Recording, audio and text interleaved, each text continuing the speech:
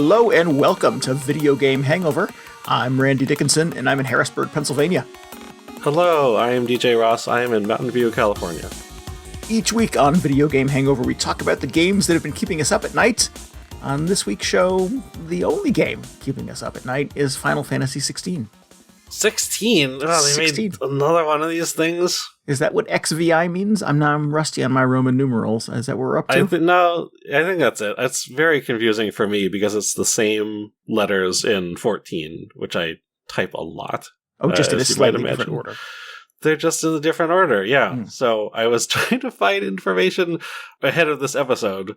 I was trying to look up stuff about this game, and Google was like, did you mean Final Fantasy XIV? I was like, all right, smart ass. This is the one time I actually want to so, as usual, do you mean Final Fantasy XIV? As usual, we've provided the slate of Final Fantasy XIV Google results for you, but no, not this time. So yeah, Final Fantasy XIV. Nope, you did it to me. Final Fantasy XVI is the only game in existence this week. You would think so. My 14 friends list has been conspicuously slim whenever I log in. I'm just like, oh, where is everybody? Is there something else going on that I should know about? So disloyal. Yeah. Oh, man. Are you excited, though? This is actually, I realized this is the first new mainline Final Fantasy game that we've been able to talk about on the show. Oh, really? Has it just been hundreds of re-releases and up-reses and pixel remasters and yeah? A lot of re-releases and remasters, and also I didn't play Final Fantasy 15, so apologies to that game. Am I excited? I don't know. I don't know. You can think about it for a little while. I'm not sure if excitement is the right emotion. It wasn't really on my radar. You told me there was a demo, and I was like, all right, fine, I'll play the demo. I didn't realize it was also out. Not just a demo, but there's a demo and the game. Oh, yeah. The game came out last Thursday or so? Yeah. Last week? I feel like a little under the radar. Is that Final Fantasy should be like a big media event, right? And it didn't really sort of come onto my radar at all. Well, yeah, and I agree. And I think that's been in the news also, as they've been sort of numbers or like pre-order numbers leading up to release have been a little cool compared to previous entries. And I don't know why that is. It could be that it's currently only out for PlayStation 5, which is an expensive console that nobody owns. But who knows what else is going on? All right. Well, we'll unpack some Final Fantasy stuff a little later in the game. Okay, sounds good. Or a little later in the show. Not everything is a game. Right. What else? I mean, was that the only thing going on? There was a Nintendo Direct. We had a Nintendo Direct. Yeah, well, I was also thinking it's like kind of in the middle of like E3 season, even though there's not really an E3 this year. The summer of not E3 continues. Yeah, it's like the summer of weird sort of like alternative gaming announcements. Yeah. So I don't know if that helped, but there was a big E3 announcement last week. Yes, there was. Not from the E3 people, incidentally. That there will not be an E3 next year or the year after. So yeah. But man, 2026 going to be great. Going to be the best E3 ever. Jeff Keighley sitting inside of his well-fortified mansion going, yes! Trying to look up, it's like, somebody find me some woman who works in gaming. Who I need to find a woman between now and next June. Just anyone will do. Yeah, who isn't busy making video games, who can come on and talk about a video game. Yes. Okay, enough about Jeff Keighley. I mean, he used to be on G4. There were tons of cool women on G4. Yeah. I wonder if they just didn't like him or something. Maybe they would do you a solid. It was probably just the Dorito breath. Didn't want to get close to him. Anyways. Sorry for that mental image. I agree with you. Enough about Jeff Keighley. Yeah. I mean, listen, we don't have a lot of women on this show either, but that's true. We also don't have, the captive attention of the entire gaming universe for 1 month of the year. So, right. Well, if that were true, maybe we would try a little harder for representation. Keep meaning to send out those invites, but I don't know. Don't get around to it. You can't even say I got lost in the mail. You just haven't sent them yet. Yeah, exactly. Yeah, that's it. It's the post office's fault. Yeah. So how are you consuming gaming news this summer? Because it does feel like it's this weird like dump of information and kind of a lot to sift through. I kind of forget that it's happening. Yeah, I just toned it out entirely. Did you really? That's surprising to me.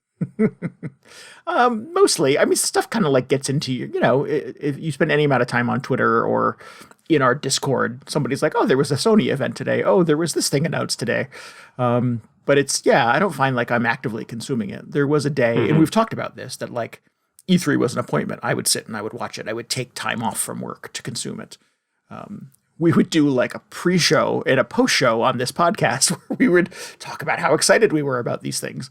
And it just feels like this weird, like kind of machine gun like style approach to video game information now. And I just can't keep up with it.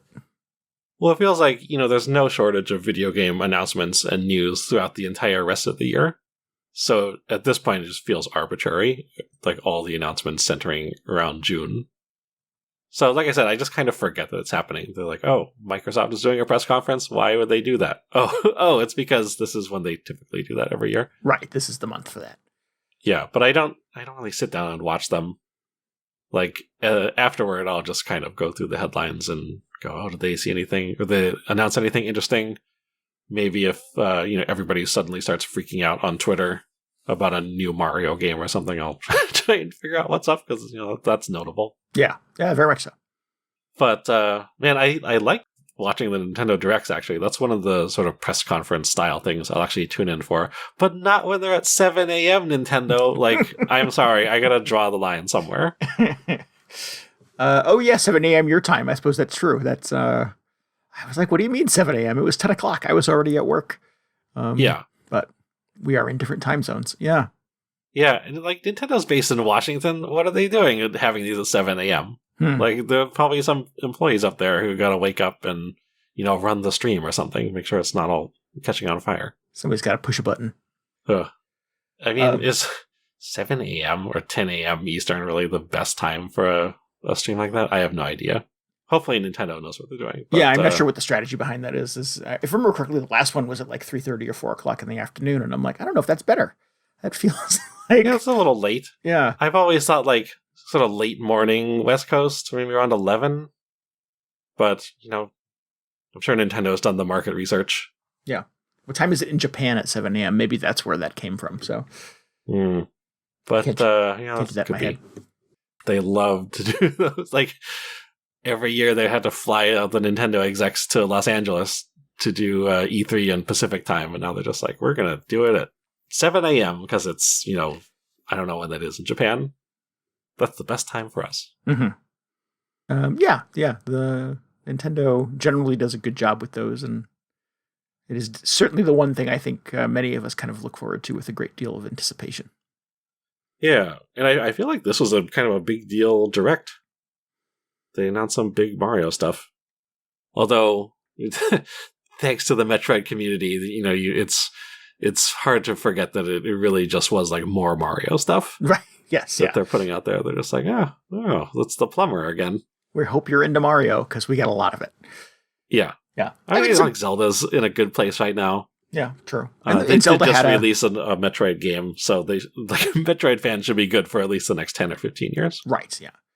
Prime 4 is probably still somewhere far, far on the horizon. Right. Yeah. For Zelda, they announced 2 new amiibo, which is weird to push those out into the universe post-launch, but Zelda and Ganon will be getting their own amiibos at some point. Have you used the amiibos at all in Tears of the Kingdom? I assume there's some way to take advantage of them, but I have not scanned any amiibos. No, I mean you have to take them out of the package to scan them, and I've not done that. So, I have some Animal Crossing cards that you can scan, and you get a little dump of resources. You get a couple pieces of meat and some arrows and stuff like that fall out of the sky. Oh, I need arrows. Well, there you go. If you got a couple amiibo cards, or even an open amiibo, if it's not a Zelda one, it will give you just a little push of resources. Oh, okay. Yeah. Well, I've got a few of those. I should be getting my free arrows. Is that every day you can do that? There's is it a once a day situation? I forget how often. I thought that's how it worked in Breath of the Wild. It was like on a timer. I don't find myself hurting for resources too much in Tears of the Kingdom, but so I've not done it a lot. But yeah, I think it's very similar to Breath of the Wild. But if you use any of the other Zelda amiibo that have previously come out, or the new one the Link one that came out with release of Tears of the Kingdom, there's a couple of things you can do. I think there's different pieces of armor you get, all of which are unlockable in the course of the game anyways. And you can change the fabric on your glider. So if you use like the Majora's Mask one, you can get like a Majora's Mask print glider, which is kind of neat, but that is kind of cool. Yeah. Also, not necessarily worth spending $18 or however much trying to find an old amiibo to scan. Yeah. Man, it'd be pretty cool if you got like a Samus Aran glider. Oh, if you could bring other properties into it. Yeah, I think that'd be exciting. I would love to fly around on my Animal Crossing gliders. Yeah. Just a big like KK slider head you could wear. Right, exactly. Tom Nook's here for you guys too. Yeah. He's setting up real estate.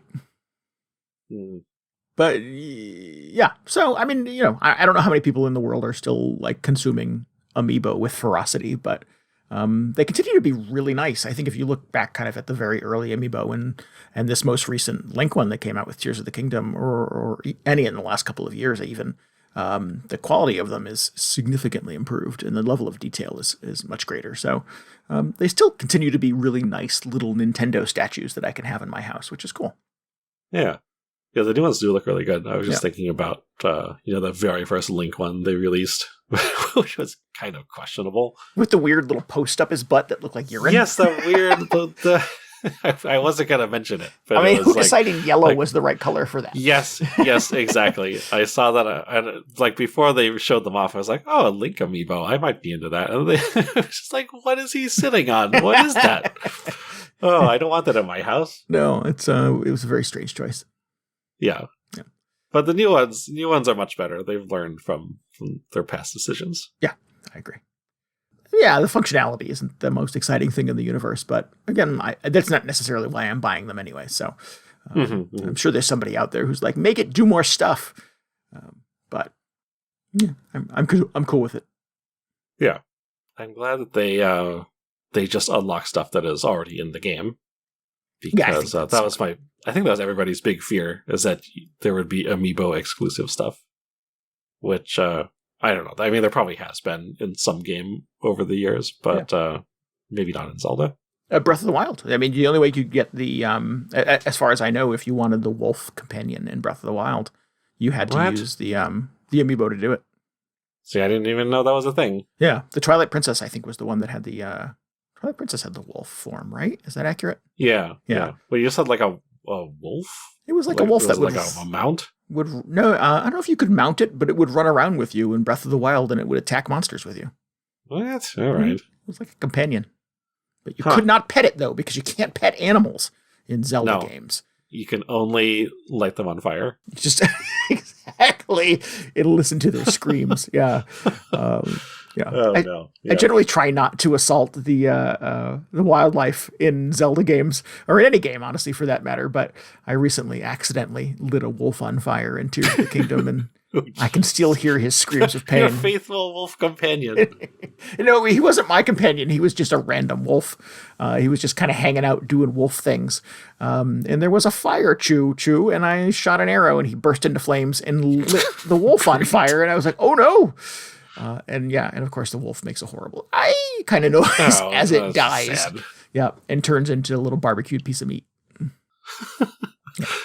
That was actually maybe my favorite moment from Tears of the Kingdom so far. Is early on in the game, I was having so much fun with those bomb arrows, and you just run into those like kind of stork-looking birds constantly. Oh yeah. So I was like, I just been shooting those with regular arrows because they drop drumsticks or whatever. So I was like, oh man, there's a whole group of them. I bet if I shot a bomb arrow right in the middle, I could get all of them at once, because they try and fly away once you shoot the first one. So I did it. I shot a bomb arrow right into the center of the group, and there's huge explosion, as you would expect. And as the smoke cleared, there was just nothing left. I just like completely disintegrated the birds. I was like, oh man, that didn't work out how I was expecting. But then a couple seconds later, these like perfectly barbecued drumsticks like just fell out of the sky around me. And I was like, oh, okay, that was actually amazing. That was probably the best thing that's happened in this game so far. So I was thinking this was a little bit of overkill, perhaps a slight case of overbombing. A little bit, but yeah. I mean, took care of the cooking for me. It was great. I mean, also those bomb flowers are hard to come by. You're kind of wasting them on chicken wings. Yeah, in retrospect, well, not the smartest allocation of bombs, but it was totally worth it just to experience that. Just the hail of drumsticks. It's funny if the little weather meter at the bottom of the screen on your HUD would show it, just a hail of drumsticks. Today it's chicken, yeah. But anyway, did they announce anything in the Nintendo Direct? A bunch of Mario stuff. Yeah. New 2D Mario game called Super Mario Brothers Wonder. Yeah, that's exciting. Is it? I think so. Yeah. How often do they announce a new 2D Mario? I don't. Exasperated sigh. I mean, it's not what I want. So there's a part of me that's sort of like, make Odyssey 2. Just do that. But no, I guess there's probably a crowd for 2D Mario games. This feels very similar to the new Super Mario Brothers collection of games a generation or two ago, which are also on the Switch. Which collection? Oh, the new Super Mario Brothers ones. I couldn't tell what you were talking about because that is the most generic name they could have. The called naming convention is stupid. Yeah. But yeah, occasionally 4-player if you would like it to be side-scrolling 2D bop 'em up, and this new one looks surprisingly like psychedelic. It's super trippy. Apparently, it looks like there's a little more going on there. Yeah, there's a wonder flower, and every time you interact with one, it makes everything just go haywire. But yeah, it definitely looks like a 2D Mario game. It does. You know, the first new Super Mario Brothers game for the DS was very exciting to me because at that point, it seemed like it had just been forever since a new 2D Mario. And then I played it and I was like, it was all right. It was fun to have a new 2D Mario game, but it like didn't reach the heights of like Super Mario World and Super Mario Brothers 3. Yeah. And they just kept making them. And I was like, okay, none of these are really that exciting to me. So I just like started ignoring them. But now I keep seeing like new Super Mario Brothers U, the one for the Wii U, which has since been ported to the Switch. Right. Is like consistently at the top of people's lists of like the best Mario games of all time. So I'm just like, oh, this is just the same situation that keeps happening. Like they finally like burned me out on the Mario games or any game series. And then as soon as I'm not paying attention, they release the good one. The pinnacle of that series comes out. Yes. Yes. And I was like, oh, okay. So now I have to play this. So I'm curious about that, but I'm also like, I hope these will land better. I mean, they won't take quite as long to ramp up as the new Super Mario Brothers series did, the Super Mario Wonder thing. Yeah. I feel like the 2D ones feel very samey. They feel very safe. They feel like they kind of do what you expect them to do. And I think the artwork for Wonder looks very similar to that new Super Mario Brothers series. Well, that was my sort of impression of that series as well. But, you know, back in the day, those games used to be amazing, like Mario World and Yoshi's Island. Yeah. Well, I mean, Yoshi's Island is a whole other special thing. Sure, yeah. But those, I'm optimistic about it. Yoshi and Kirby have kind of gotten their opportunity to do kind of other stuff. There's the games that look like they're made out of felt or paper and stuff like that. And I don't know, I feel like we're sort of like treading the same Mario water here. I mean, this is based on a 1.5-minute long trailer that for a game that comes out in 4 months. So I reserve the right to eat my words later this year, but I was not blown away by by the big reveal of Super Mario Brothers Wonder. That was the biggest disappointment about it to me, I think, is that it looks so similar to the new Super Mario Brothers art style, which was also my biggest objection about those games. It was such just, like, compared to previous Mario games, it felt very uninspired visually. And since the Wonder trailer has come out, I've rewatched this thing many, many times, just trying to figure out what's going on. So it doesn't look exactly like new Super Mario Brothers. It is a little more stylized. It's interesting, actually. Somebody pointed out that the sort of like perspective on the characters seems to be trying to replicate the look of like the classic Mario art, like of him jumping. So in New Super Mario Brothers, when Mario jumps, you get this very like head-on side perspective of just Mario doing a jump. Mm-hmm. But when he does it in Super Mario Wonder, it's kind of that like 3/4 perspective. He's turned a little bit, and you can see his like arm pumping up behind him. It's like an interesting approach to it. Oh. Overall, it does feel a little less mechanical than the New Super Mario Brothers sprites or character models or whatever you call them. Mm-hmm. Overall, though, I feel like it's still like they could have taken this much farther away from just the overall New Super Mario Brothers aesthetic of just everything looking very plasticky. Yeah. Because like you said, Kirby and Yoshi are off there doing their own thing. My favorite Super Mario Brothers game visually, even though it's probably not my favorite in the series, is Yoshi's Island, because it had that whole kind of crayon, kind of hand-drawn look. Oh, sure. Or like watercolor look, whatever was Yeah, going on. that's a good-looking game, yeah.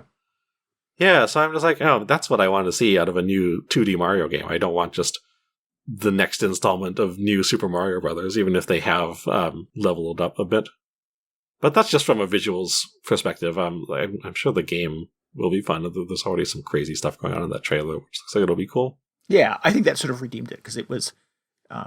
it looked... psychedelic is the thing I keep coming back to. I don't know if that's necessarily what they're going for, or if that's just me sort of, applying some baggage to it, but it does look very like trippy. It looks like there's a lot of weird stuff going on, and breaking some of the physics of how I generally expect Mario games to kind of work.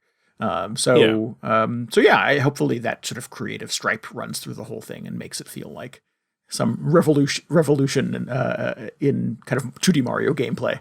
I just didn't feel terribly inspired by the little trailer that they showed, and I seem to be alone in that opinion, because I dropped this message in our Discord, and I seem to be the only one who was not excited about Super Mario Brothers Wonder. So again, the game comes out in a few months.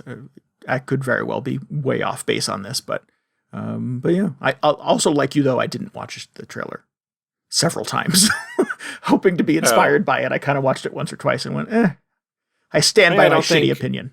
If you weren't into it the first time, I don't think repeated viewings would change your mind. Yeah. But you've never been into the 2D Mario games, or just like 2D platformers in general. Sure. So why would you be excited about a new 2D Mario? Yeah. There's that as well, as obviously some of the baggage that I bring to it is I much rather would play a 3D Mario game or a 3D platformer in any context. Right. Than a 2D one. So, well, it's surprising that it comes out so soon. Feels like whenever they announce a game these days, it's like, look for it in 2025, maybe. But just in a few months. Well, I mean, in general, I do appreciate Nintendo's sort of approach to kind of keep things pretty close. They don't do a lot of teases for things that are 100 years away. Right. Yeah. Which Sony and Microsoft tend to have a bad habit of showing stuff that's like 2025. Yeah. So yeah. So Mario is exciting. There's a remake of Super Mario RPG. Also surprising. Yeah. Which I've there was some like hubbub before that there's a remake of an old Mario game coming, and I was kind of hoping that it was going to be a Paper Mario. Super excited for possibly a Thousand Year Door remake. Mm-hmm. Nope, it's Super Mario RPG. Yeah, they went even older. Yeah, this is true. Which is a game that you have played in the last couple of years. You played for our backlog not too long ago. I was like, I just played this. So, bad timing. But it's a good game. I felt like, I played it a couple years ago, like you mentioned. It still held up pretty well, although I had also played it when it first came out. So I don't know how much of that is responsible for just that impression. But yeah, it's a really good game. It's sort of the origin of all the Mario RPG series, as it were. So, once again, another remake that I'm just glad that it will exist for other people's sake. I don't necessarily need to, play it on day one. Right. Well, that's my question is, do you feel like, based on your memory of that experience, of replaying Super Mario RPG in 2020, I think, yes. Do you feel like, that was a game in need of quality of life, modern conventions sort of applied to it, or did it run just fine for the thing that it was? I think it was completely playable. I think there was some, a little awkwardness with just the fact that it was, when did that game come out? Probably 20 years ago? 1996 or 7? I don't know how numbers work. So just, a little weirdness with the controls, but in general, it was fine. Like, I played the entire thing. I didn't have any issues with it. Cool. But I imagine, they'll just apply some polish with this remake, and it'll be even better. Yeah. And that is also this year, which is a pleasant surprise. Yeah. The year of Mario continues. Yes. I'll tell you, even though I'm probably not going to play the actual game, at least not right away, I am super excited for the soundtrack because Yoko Shimomura, the original composer, already said that she's heavily involved in doing the update for it, which is amazing because we just got that great Live Alive soundtrack, which she was also involved in last year. So, just a great couple of years to be a Yoko Shimomura fan. Again, apologies for not playing Final Fantasy 15. So was there anything else in this Nintendo Direct that blew you away? That was it. I think Mario RPG was a big surprise. There's a new Dragon Quest Monsters, which I've never really played any of the games in that series, but seems like those are few and far between, so that's cool. It's a monster collecting kind of game. Oh, what am I even talking about? Vampire Survivors is coming to the Switch. You buried the lead on that. Yeah. Jeez. That's cool. That's what I've always wanted. Vampire Survivors on the Switch? That's all? That's it? Yeah, that's it. That's the last game that I need. Excellent. I'm still waiting for them to release cross-platform save, because I've spent so much time on the Steam version and now on my little Android device. Should I start all over when it comes to the Switch? I don't know. But that'll be great. I assume it'll be also $5 for everybody. Yeah, they would have to, right? You can't really sort of put that out in the universe and go, no, if you want to play it on the Switch, it's $60. Yeah. Use one of those eShop vouchers on Vampire Survivors. Right, exactly. Teach you how math works. No, that's great. Yeah. Finally, Vampire Survivors is out for everybody.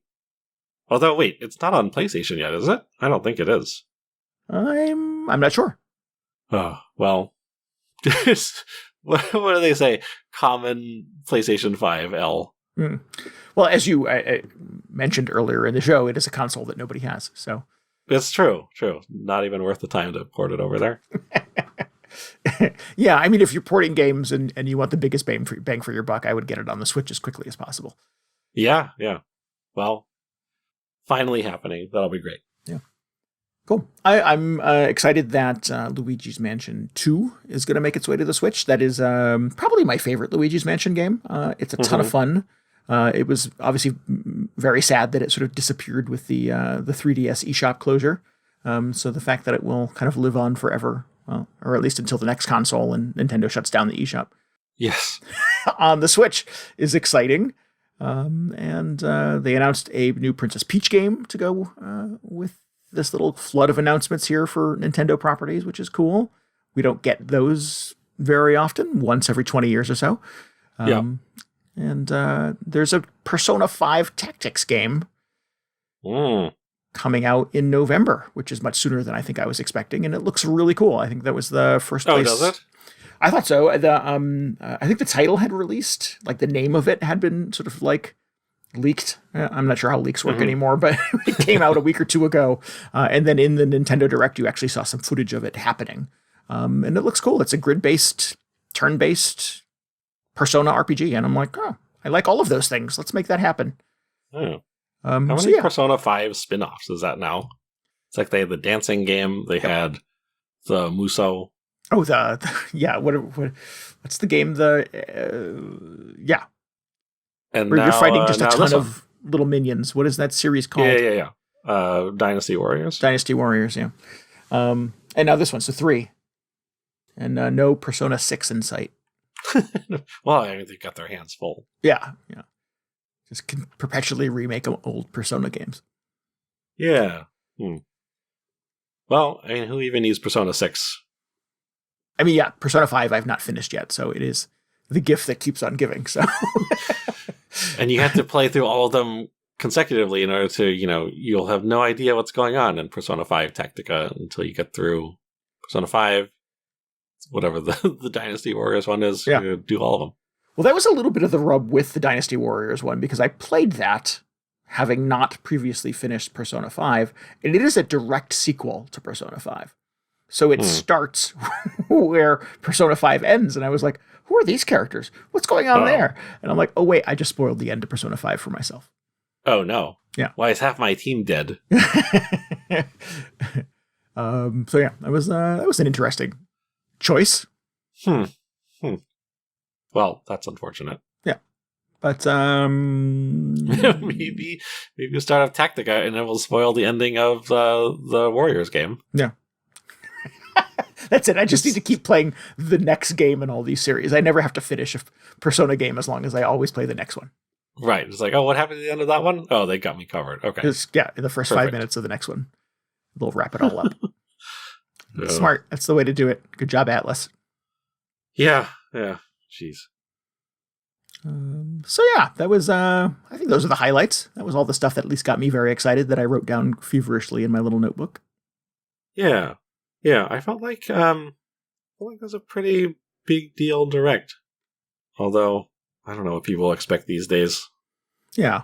I think the back half of the Metroid year, game. I mean, everything post-May for Nintendo was kind of a blank slate this year, so... Yeah, people were getting a little worried that they weren't going to have anything. Some of that kind of come together, and particularly in a year where we got a Mario Brothers theme park and blockbuster billion-dollar movie, to not have a Mario game was a little surprising, so it's cool that that's finally happening as well. Yeah. They're like, don't worry, guys, we've got a 2D Mario for you. Never fear. And kudos to Nintendo for not taking the easy route and just making a Mario Brothers movie tie-in game. Oh. I wonder if that was ever discussed. I mean, it surely must have been, but I wonder what that would have been like. Yeah.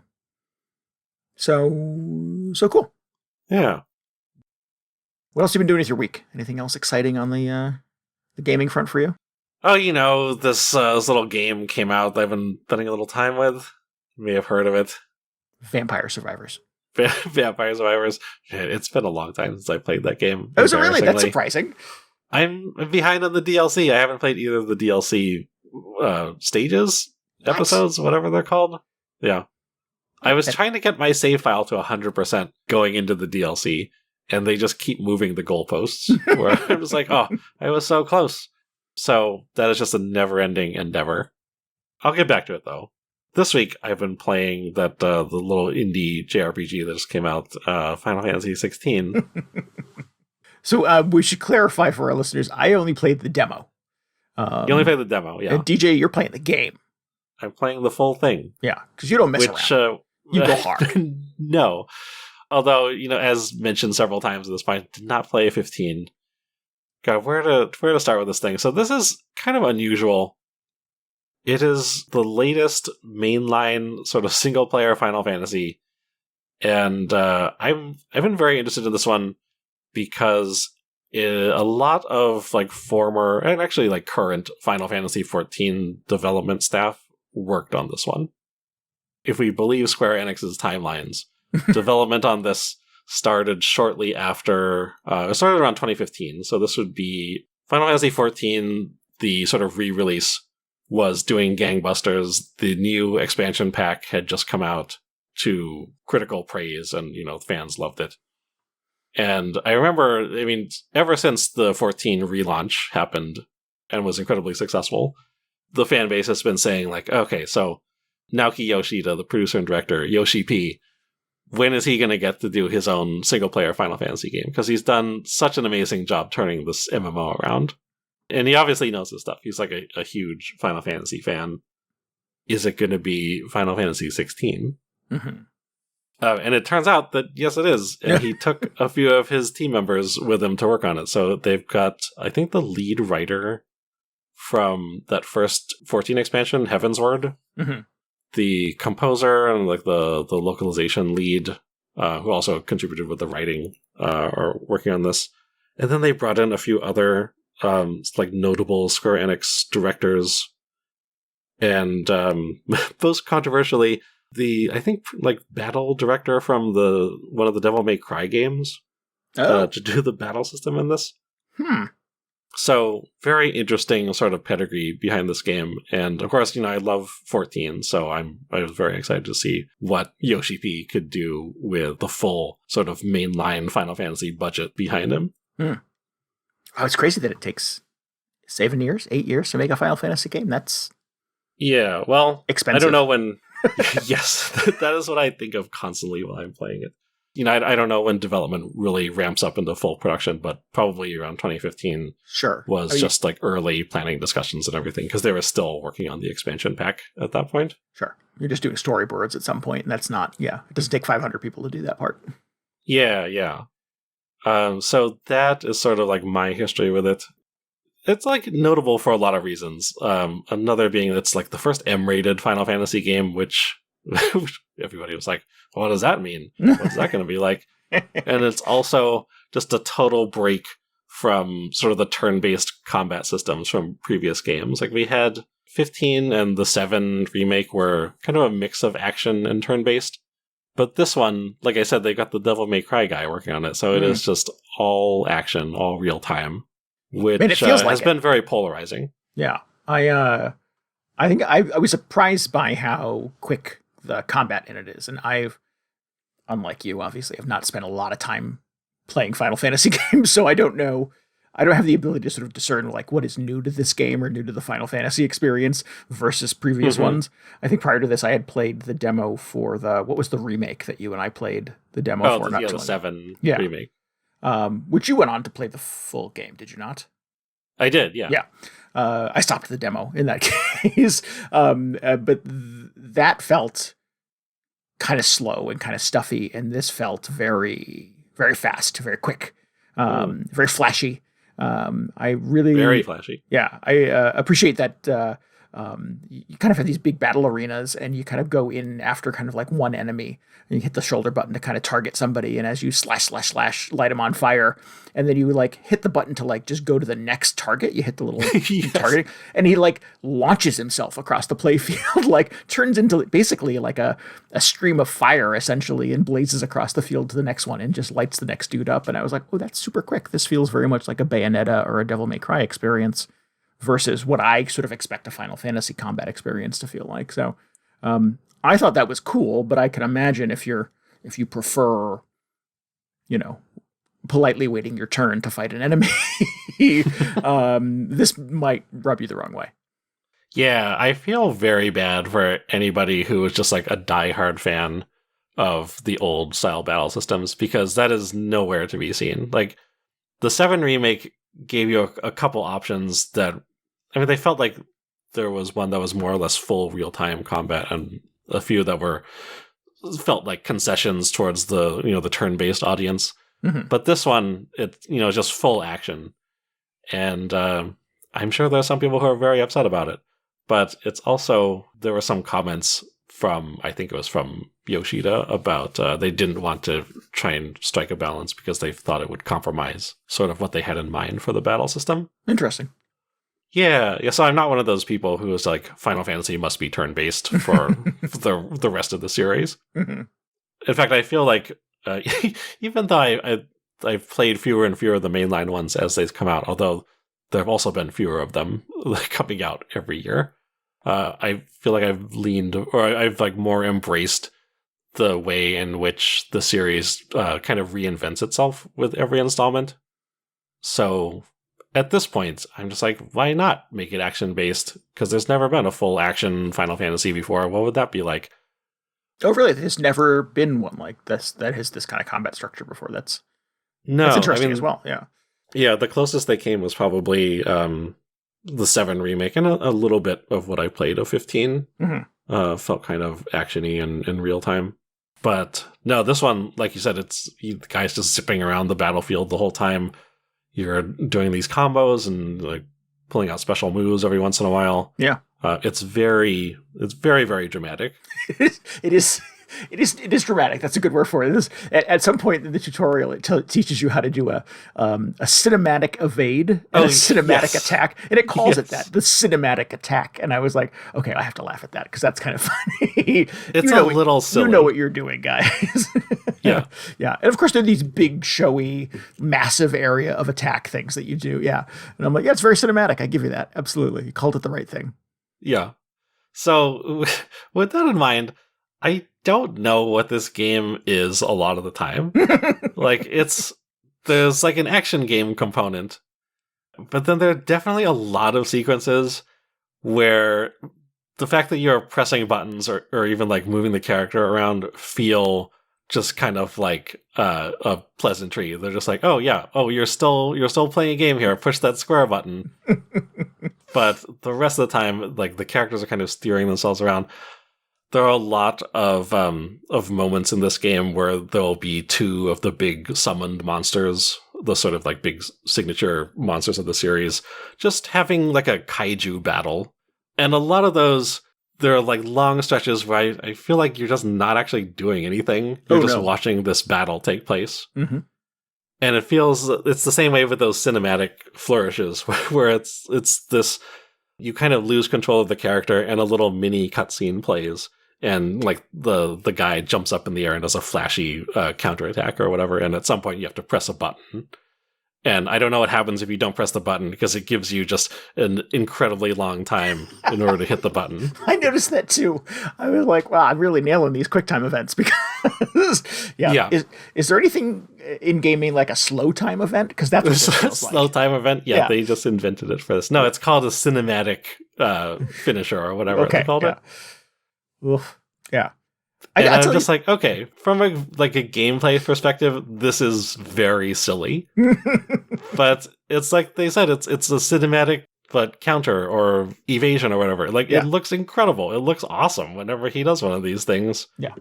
And I feel the same way about the big the monster battles too. I'm like, it's a little ridiculous that at some point I press a button and like numbers fly out of the guy. Like, oh, that did 30,000 damage. I guess that's good. But it's just so incredible, just like visually to watch these battles that I find that I don't really mind, which is unexpected to me. It is quite pretty. I give it that. I still think there's a weird like uncanny valley happening with these sort of like kind of almost photorealistic characters that they still look very like dead-eyed. And I still have a little trouble kind of getting over that. But I like the combat. I thought the combat was a lot of fun. In fact, the game, I think, is its best when you're beating up enemies and beating up monsters. No, I like it. I thought everything else was really tedious. But and like put the controller down and like check my phone kind of tedious. It was really like just long stretches of like like some of it was like palace intrigue and conniving, like, you know, and then some of it was just sort of like people sharing their emotions and stuff. And I was like, can I just beat up some more little goblin guys? There's a scene in the demo which kind of drags on, but it felt like, they're, establishing who these characters are. So I'm just like, okay, there's going to be a payoff later for this. I just had to kind of sit through it. That's my hope, is that if maybe you get, 15, 20 hours into this thing, or maybe 3 or 4 hours into this thing, you have less exposition and more just running around beating up bad guys. Yeah, well, I think it picks up pretty quickly towards the end of the demo. Like, stuff starts to happen. Oh, yeah. It's like, oh my God, what is going on? And it feels great. There's a couple of scenes where a character I kind of, in the demo, I expected very little from, who I thought was kind of annoying, suddenly kind of becomes a badass character. And I was like, oh, that was fun. I didn't see that coming. And that was really cool. And I wanted to do more of that thing. So it definitely sort of planted things in my brain where I was sort of like, oh, I could see like over a long enough timeline, this would be a very fun kind of combat experience. Yeah. I have to say, I don't, I'm really enjoying the combat. I don't think it's especially deep. No. I'm surprised that the guy has one combo. Mm-hmm. Like, literally one combo. You don't get more later? So far, I've not really gotten any more combos. Like, he just has the one attack, and it's not even, he has a light and a heavy attack that you can mix up like you would in Devil May Cry or Bayonetta. He just has, just push the square button 4 times, and then you have a little like magic finisher. A little fireball poops out. And that's, yeah. And then you have your little special moves, which I can't remember. I think you had them in the demo. You had some like Phoenix powers or whatever. Yeah. All sort of fire-based. Cool. Yeah, and you sort of build up after enough kind of attacks. You do like this big flourish, essentially, that kind of lights everything on fire. Again, it looks very cool. I like that it sort of like auto happens as well. You don't have to sort of like, oh, I forgot I had a bonus I could use here. It's like once you fill the meter, it just deploys it in the course of combat. Okay, so you were using the little the accessories that automatically do that. Oh, is that an option? I didn't realize that was a thing. I think so. Yeah. So, well, coming back in a second, but I think, go ahead. Sorry. So the combat is surprisingly shallow, but at the same time, I was just like, how many combos do I actually use when I'm playing Bayonetta? True. Is it 1? Oh, I think it's just 1. So maybe this is the right choice. This is the best Bayonetta game ever. Yeah. I feel like people coming into this expecting a Devil May Cry level action game, I don't know how many people are out there like that, are probably going to be disappointed. But to me, I'm just like, yeah, let me do my one combo over and over again. Let me drop in one of these iconic moves or whatever every once in a while. It looks great for the most part. Like, it feels great doing the actual combat and zipping around between guys. Like, it's pretty good, and it's just amazing to watch on the screen. Again, from people coming into this expecting a very deep sort of traditional Final Fantasy strategic gameplay experience that they're like spreadsheeting all over the place, I think are going to be a little confused, but I think it's very successful at what it's setting out to do. And part of that may just be because of those, it makes a lot of concessions or like allowances maybe in how it presents you with the difficulty. One of those things is, I think when you select your difficulty mode, there's like action mode and story mode. Mm-hmm. If you pick story mode, it just auto-equips you with a bunch of these accessories that basically perform moves for you. I think they do those like iconic moves and like auto dodges, or like slows down time when you're supposed to dodge, so it sort of gives you a signal. Oh, interesting. Okay. I must not have read the finer points on that, because I selected the story mode, obviously. Okay. It's not very clear about what the setting actually changes, so yeah. That's I played Bayonetta on easy or baby mode or whatever like the lowest rung is. So I was left with the impression after playing the Final Fantasy demo, like, I am very good at this game.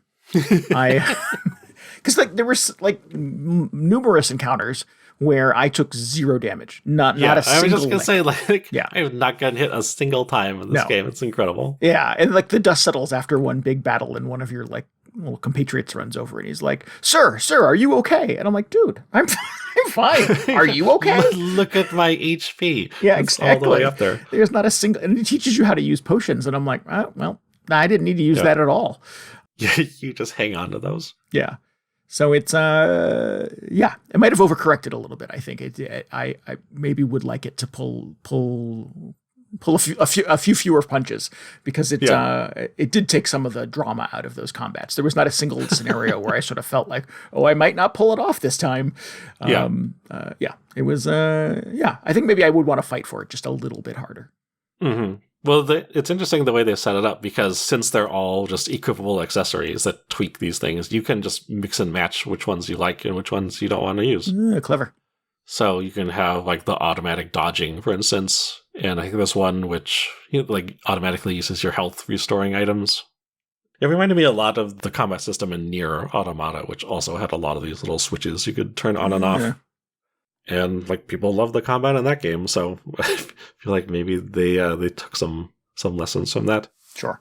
So what is this sort of like standard difficulty in a Final Fantasy game, if there is even a way to sort of like approach that? Because I know that you obviously, in playing the Final Fantasy Online, are playing like these incredibly difficult, really, really long multi-stage battles that you and your friends are like preparing weeks to do. And nothing in Final Fantasy XVI felt like that, obviously. So, like, what do people expect going into a Final Fantasy game in terms of the fight it puts up? Oh man, interesting to compare it immediately to like raiding in Final Fantasy XIV, because I feel like that, like the high level raids are definitely for people who are looking to be challenged. Like, they don't want to just go in and stop everything. And that's not even the standard for Final Fantasy. Yeah, I mean, not even for 14. Like, if you just play the campaign stuff in 14, you can pretty much get through it without any trouble. So previous games, like the turn-based ones especially, they haven't had difficulty settings, really, because, they were RPGs. So if you're having a tough time with one boss, just go grind monsters for a few hours, and then you come back and you're a lot bigger. Sure. Yeah, but for the most part, I mean, it was not like I had to do that constantly in those games. I would say they're like maybe easier than the Persona series. Probably easier than the Persona series, yeah. Because those could be quite punishing. And I think that's part of the Persona appeal, is that, yeah, at some point in a Persona game you will get wiped. And you'll have to rethink your approach. Yeah. Yeah. Yeah, I'd say they're probably easier than Dragon Quest even. I mean, Dragon Quest I feel like is a very grindy series in general. Oh, very much so. I'd agree with that, yeah. Yeah, so I don't know. So for 16, I would say that it seems like the goal is for people to just get through it with minimal difficulty. Because I think they realize this, and this is probably true, that a lot of people at this point, like the story in a Final Fantasy game is a huge thing for them. And this is like sort of the philosophy with 14 as well. It's like some people are just here for the story. They're not, a pro gamer or anything. So we don't want to lock anybody out of being able to experience all of the story. Oh. So we'll keep things at a point where it's just challenging enough to, like, it pushes back just a little bit. Probably the single player games push back a little harder than 14 does. And I feel like that is sort of where they've landed with 16. I started out playing this in action mode because I was just like, I want to see what that's like.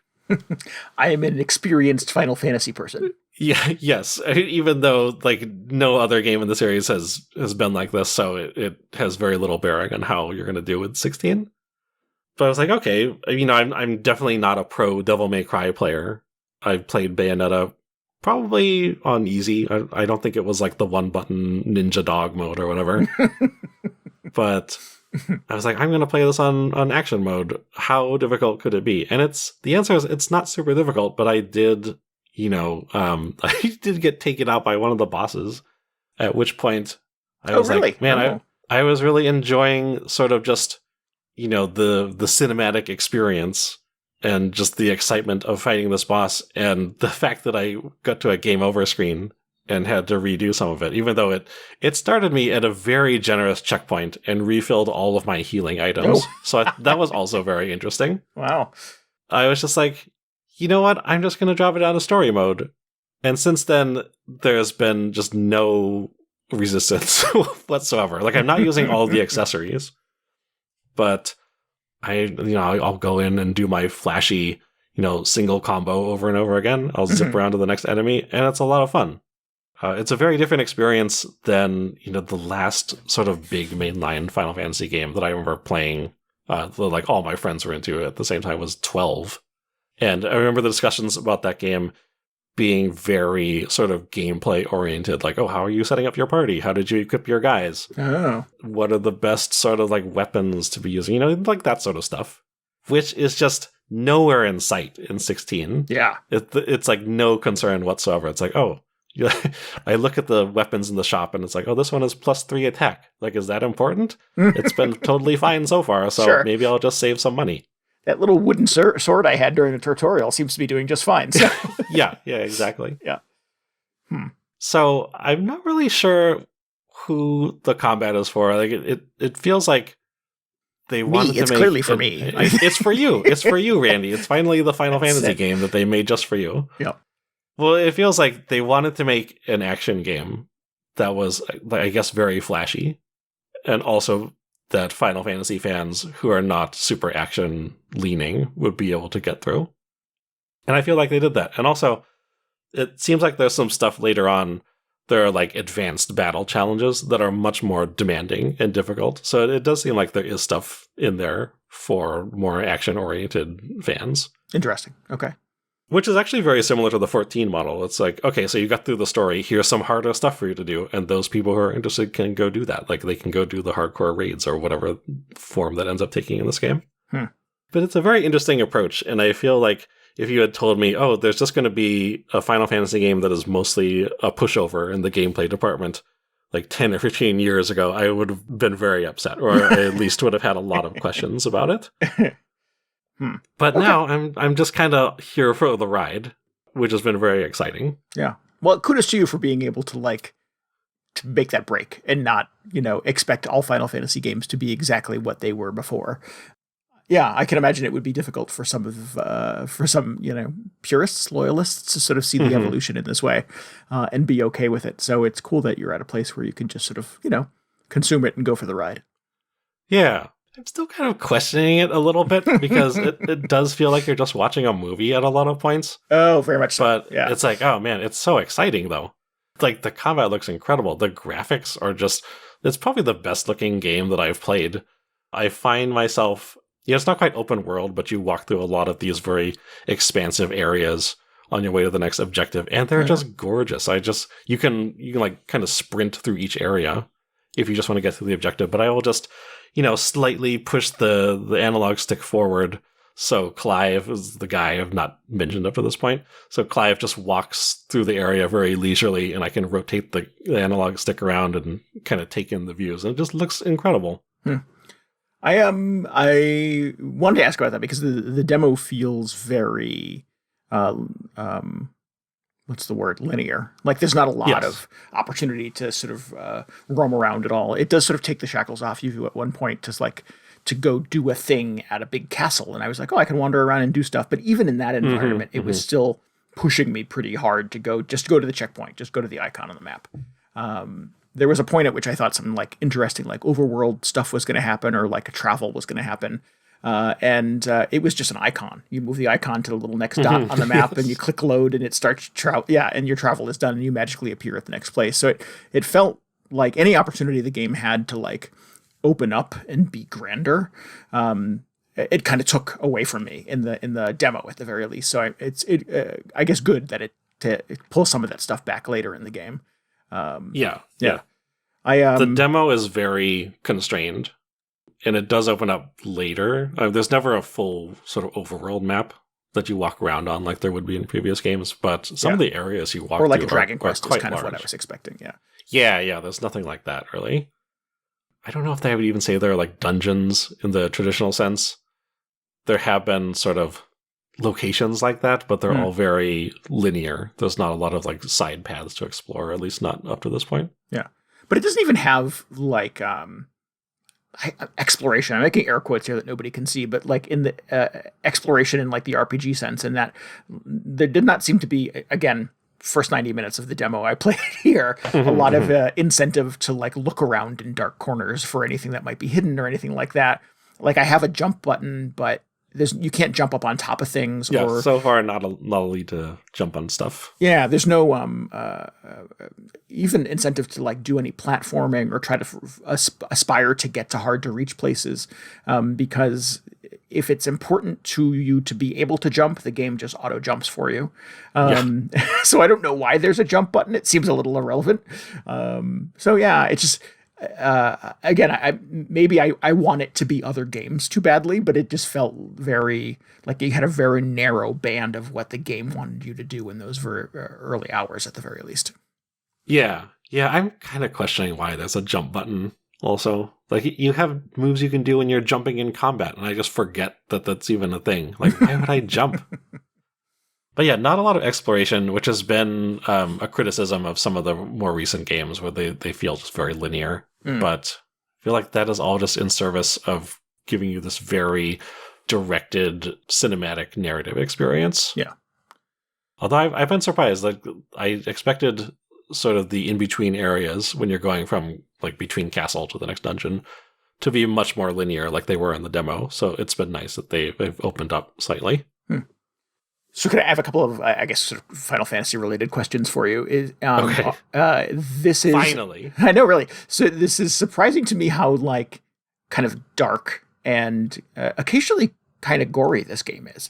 It's really dark. It's like there's a lot of like I said, sort of palace intrigue, a lot of kind of double crosses and conniving happening, duplicitous characters and the like, and there's some deaths that are quite not in the sort of the normal run of combat of you just sort of beating up goblins or anything like that, but there's a couple of like cinematic deaths that are quite graphic. Yes, is that a sort of a standard Final Fantasy thing, or is that kind of new to 16? That's a new thing. Yeah. A lot of foul language too. A lot of F-bombs. Yes, they've really been like holding back, I feel like. Yeah. And I'm like, didn't expect that from Final Fantasy. Yeah. Suddenly they get an M rating on it and they have a new favorite word for every single character. Sure. Which is hysterical. There's early on, one of the characters calls another character the C word. Not the CU word, but the CO word. That even I, as an adult, don't say often. And I was like, oh, we're doing that, huh? It's been surprising. Yeah. We mentioned his first M-rated Final Fantasy, I think. So that has just been like, I guess that's just a direction they wanted to go with this. Embracing They have mentioned they wanted they are very inspired by like Game of Thrones. Oh. The whole sort of like palace intrigue has been kind of an on and off thing throughout the series. Mm-hmm. But man, it feels like they're really going for it here. Yeah.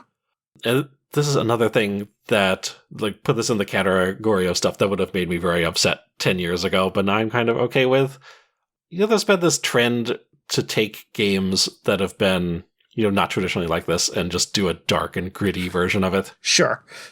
And I've always been kind of resistant to that. I'm what is the point? Is this just the logical path that everything needs to go on? This is all that appeals to people now, is just incredibly serious video games. Grimdark. Yeah, exactly. But it feels like that this 16 is sort of the grimdark Final Fantasy.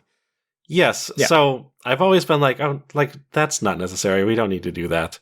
Do you think the series, I keep interrupting you and I apologize, but is the series generally a little brighter, a little happier-go-lucky, a little more positive, or does it always have these kind of threads of I guess, you always want a character who's a little untrustworthy, right? A little unreliable, somebody who might double-cross the team, right? That feels like a Final Fantasy thing, but like everybody in this was sort of like hand-wringing and like had an ulterior motive, and I was like, and like, there's like fratricide and like a mother who hates her son and stuff. And I was like, there's like Game of Thrones. It feels like Game of Thrones.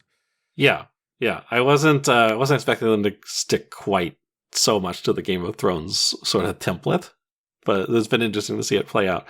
There's been some of that in the previous games, but it's like tonally, this is so much more serious than any of the previous games. Like some of the depending on which one you play, they're almost slapstick. And had a lot of that sort of anime silliness in them. Oh, interesting.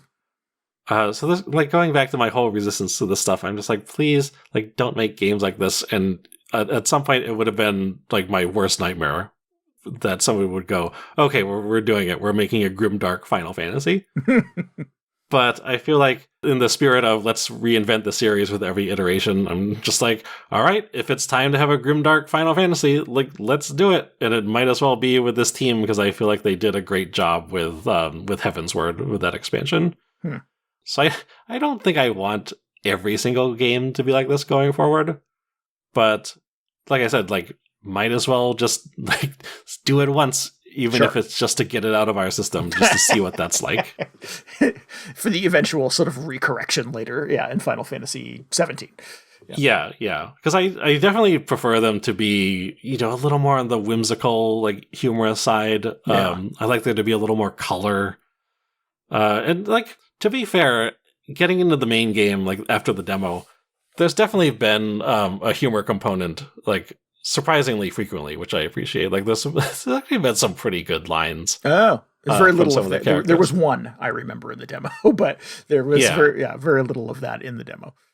Yeah, so like the writing is very good. Okay. And once you get out of the sort of like bleak sections of the demo, there's some very gorgeous quasi overworld areas, like I was saying. But it's not quite the like plucky anime characters from some of the previous installments. But I think that's actually a plus. It sounds Did like you it does. notice this?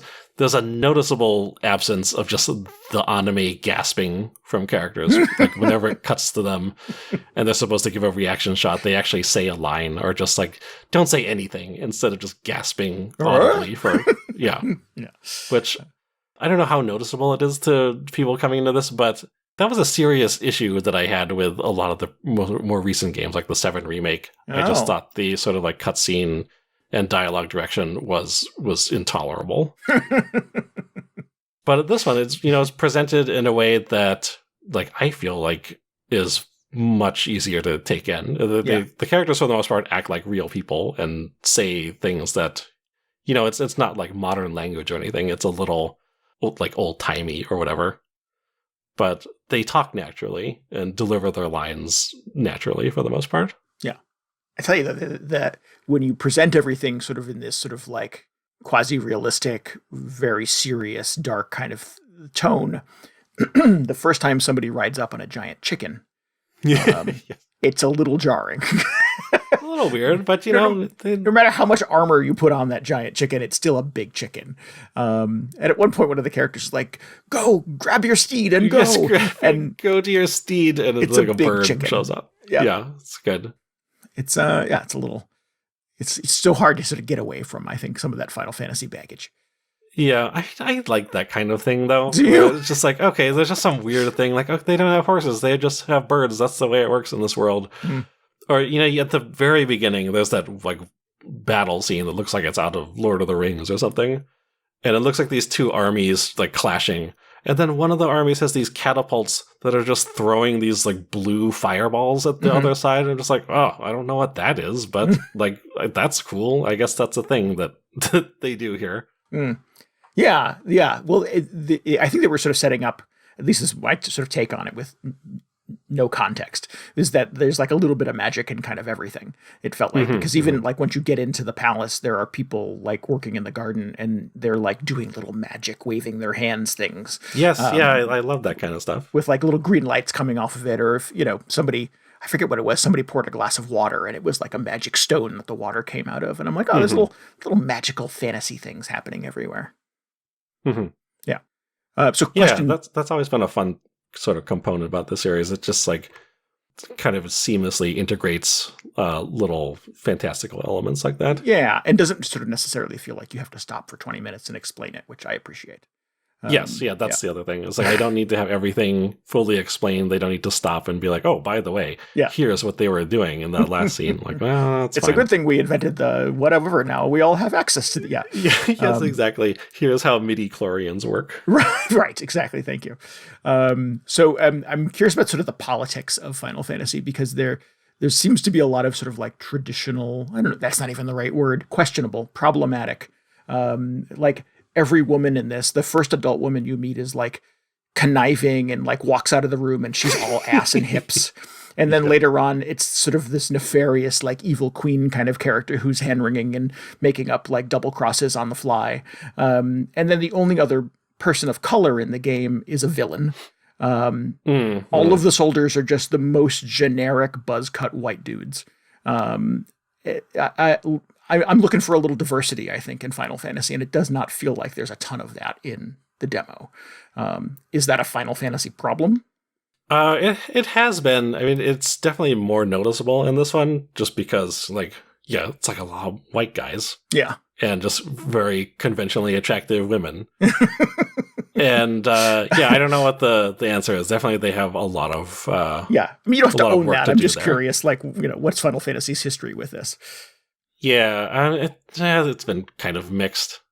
I feel like 14 actually does a fairly good job. Like, it didn't start out great, but more and more they've introduced more like people of color, which has been refreshing.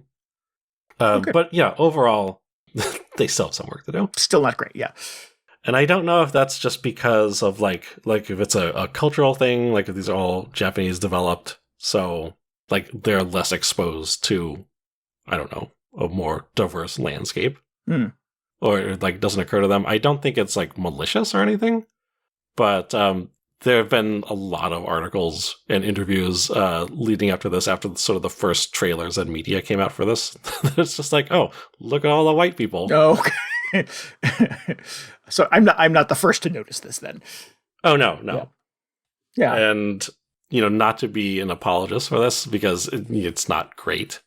There have been a lot of not really wonderful responses from the producer, who I'm a huge fan of. I think he's very open-minded, and he listens to like comments and criticisms about his stuff, like on 14 especially. Mm-hmm. And I feel like just at the point where they were in development, it was probably too late for them to go back and make a lot of changes to address this, which I don't know if that's bullshit or not. But I feel like now that he's clearly been made aware of it, there is a good chance that they will do better in future installments, whether that's, the next mainline game, whether it's like in an update to this or something like that. Yeah. Yeah, it doesn't. I didn't mean to sort of position it like it was malicious. That was certainly wasn't. Didn't really cross my mind. It just. It just seemed easy. It just seemed predictable, I guess.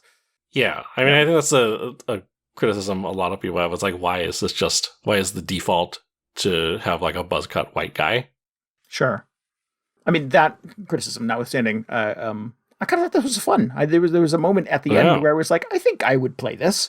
I think it has a lot of pretty serious pacing problems. At least this demo does.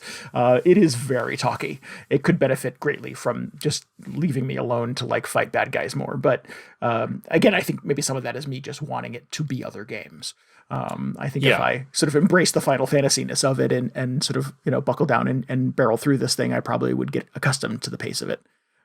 Yeah. And I think I would definitely need to tweak that combat a little bit because it did feel a little underwhelming. It felt like I had a lot of kind of undeserved victories. I don't necessarily need it to be a Souls-like, but I would like to fight for it a little harder, I think. Yeah. I think that's ultimately that's what they want. They want you to feel engaged, but, not getting trampled over. Unless that's what you want, and maybe that's in there for you. Sure. Yeah. It's not what I want, but... Yeah, right. I'm sure somebody does, yeah. I feel like the pacing, it's definitely better after the demo. Yeah, there have been a lot of scenes where I was just like, what happens next? I need to know what happens next. And I can't remember the last time I really felt that way about a game. Oh, good. That's cool. It's very talky at points. It's not quite Yakuza, but there's some fairly long cutscenes. Yeah. The demo ends on a cliffhanger. We'll mention this for our listeners who maybe are on the fence or like me or, certainly not dying to play a new Final Fantasy game. It's an hour and a half of your time. It's probably worth checking out, at least from my perspective. And I think it does set up a little bit of a like, oh, what happens next kind of thing as it clinches at the end of the demo. So, I think it's doing some kind of some cool heavy lifting. I was a little confused by the end, and I asked DJ about it offline before we recorded. Was it just sort of staged awkwardly, or was it meant to be kind of mysterious? And your perspective is that it was intended to be mysterious and kind of keep you wondering what's going to happen in the full game. So right, not to give anything away, but a core part of the full game is sort of like getting to the bottom of what happened in the demo of that mystery. Okay, that's interesting. Yeah. But yeah, I thought it was cool. I when you were like, oh, you should play it, I was like, oh. Fine, DJ, whatever. But as I wrapped it up, not A+ 5 stars across the board, but certainly like, oh, that was fun. I could see myself playing more of that. Yeah, I've been very surprised, like first by the demo and then just getting into the full game and just trying to figure out what this game is supposed to be. And I don't quite know. Like it's this weird balance between being an action game and just being a movie. But for the longest time, I feel like one of their goals with the Final Fantasy series, like the original like producer, wanted to just make an interactive movie or something that felt like you were just in a movie. And not trying to be super pretentious, but I feel like this is probably the closest they've gotten to actually realizing that. Because a lot of the time, I'm just like, I'm fine with this not being a super intense gaming experience. Just sort of show me what happens next. Show me the guy doing a flashy move against the boss he's fighting. Sure. And I'm just weirdly okay with that. Yeah. I mean, if you're going to do that, if you're going to position it as that, it has to be a hell of a movie, right? It has to be, you have to be engaged by it. Because I recall in the past, I believe your criticism of the Uncharted games is they felt kind of autoplay in a lot of ways. That Yes, they were really I thought a lot about Uncharted while I've been playing this game. You playing an Indiana Jones movie. And I think it would be easy to criticize Final Fantasy XVI for sort of approaching it the same way. Even more so. Yeah. I think you still have way more agency in an Uncharted game than you do in Final Fantasy XVI. Yeah, I think probably the combat is a lot deeper in the Uncharted series than it is in 16 so far. You certainly have more than one attack. I'll give you that. That's true. Yeah. You have a much wider variety of options to go to. So yeah, I've been thinking a lot about that, and maybe what Uncharted needs is just some cinematic finishers or evasions or whatever. Yeah. Maybe if it Nathan Drake punches a guy and it actually says on the screen like, "Oh, cinematic counterattack." If it told me explicitly, I'd be like, "Oh yeah, that's what I wanted this whole time." 999 damage. Yes. Yep. It's amazing that numbers still pop up when you do attacks in this game. That just feels like such a carryover from the old series. Well, not just numbers, but like health bars. Like you sort of you get into one of the big battles at the end, and at the top of the screen on the left-hand side is your health bar, and on the right-hand side is their health bar. And I'm like, oh, it's a fighting game now. We're playing Mortal Kombat. I really enjoy that the sort of framing of it, where it's like, oh yeah, here are the two health bars as these giant kaiju just face off. It's fun. It's a fun element, even if it's a little silly. So yeah. Maybe they knew exactly what they were doing with it. Yeah, I think I would prefer to think it's deliberate. Like, oh, we get it. Oh, we're in on it. We understand. Sure, absolutely. Yeah. I don't know. I think you sort of throw, any developer throws kind of this much at the wall, and let alone kind of having all of the baggage that comes with being a Final Fantasy property. It could be easy to sort of come out on the side of just having no identity at all, of just being a mishmash, a hodgepodge of assorted nonsense. So to land on the side of something that feels sort of semi-coherent and focused is probably a huge accomplishment. Yeah. It didn't sound like a compliment, but it was. Yeah. Yeah, I'm amazed at how, I don't know, consistent it feels. It definitely feels like it feels very deliberate, should say. Consistent with itself or consistent with Final Fantasy as a brand? Definitely not with the whole series, but it feels like, they had a very specific vision for what they wanted to do with like the combat and sort of the storytelling style, and they have just been sticking to it. And that feels realized. Yeah, that's cool. It feels like it's working out very well. Good. Well, I mean, that's a good way to get people like me to Final Fantasy. Right? And I'm not sure if that's necessarily the objective or if I'm just trying to sort of, make it my thing. But, if you're going to make a Final Fantasy game in 2023 and it's going to be XVI in the title, it's the 16th one of these. You need to sort of wall it off to some degree and say, no, this is its own thing. You don't have to have the baggage. You don't have to have played the previous. It's more than 600 video games in this series to sort of have an appreciation for what's happening here. That this is a full product beginning, middle, and end. Because I'm not going to go back and play 100 years of Final Fantasy games to sort of be able to appreciate this. So to be able to approach it that way, at least from my perspective, is helpful. Oh man, what if you did? What if you did? No, I just said I'm not. I think I was very clear on that. I saw there was a post on the 14 subreddit before this came out that was like, oh man, I'm really interested in 16. Like the trailers are great. I've heard it's the same team who worked on this. Should I play Final Fantasy 14 before starting 16? And everybody was like, no, just play the new one. It's fine. No, yeah. Well, good. I just like the idea that it's like, I'll just casually knock out 10 years worth of MMO expansions this weekend, so I'll be ready for the new one. But do we need to play Final Fantasy 15 to appreciate 16? Well, clearly I didn't, but I do really want to go back and check out the rest of it at some point. What if you're missing out? What if? Yeah. What if I'm missing out? Like some people love that game. It didn't draw me in the same way that 16 has been. I'll say that much. Cool. Is there a demo for 15? Maybe I can compare and contrast. Is there a demo? I can't remember. There might have been. Let me say a bit too much just anime gasping in 15. A bit too much for my taste. That's a hard stop. I'm okay. I never talked about 15 on the show. there's like a similar sort of prologue section in that game where you've got the whole party. It's like a flash forward, I guess. You're in the middle of this battle, and the whoever they're fighting is doing this big attack, and they're all huddled behind some like shelter as this attack goes by them. And all 4 of them are just doing anime gas, every single one for like 20 seconds. And it's ridiculous. Like, did somebody watch this before they just approved this to go into the final game? It's silly. But yeah, so I appreciate the slightly different sort of cutscene direction in 16. Less is more, guys. Yeah. Oh, man. All right. Well, I was worried we would not be able to talk for forever about one game, and we have proven me wrong. We did it. Yeah. Didn't even cover Zelda, so barely scratched the surface on Zelda. Yeah. We should wrap this up, though. If you need any more video game hangover in your brain, you can follow us on Twitter at twitter.com/VGHangover, and you can always get show notes and links and tell us what you thought about the episode at VGHangover.com.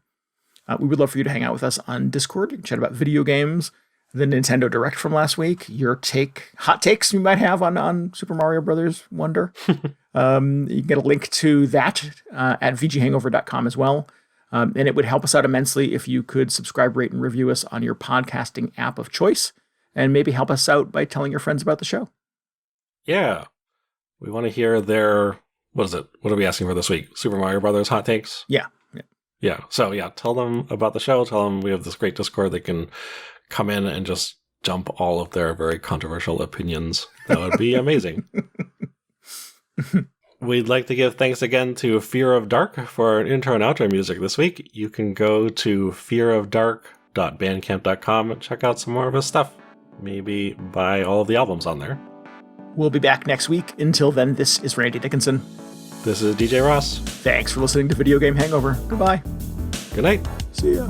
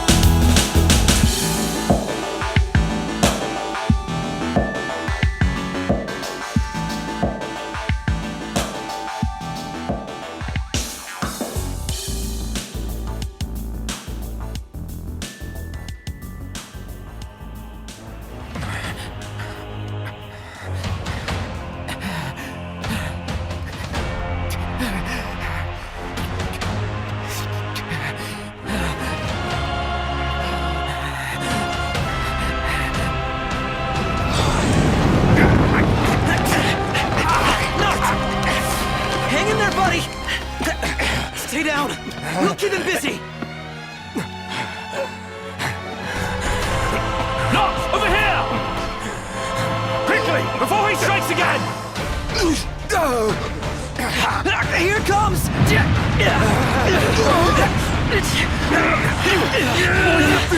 I got your back! Here you go. Let's go!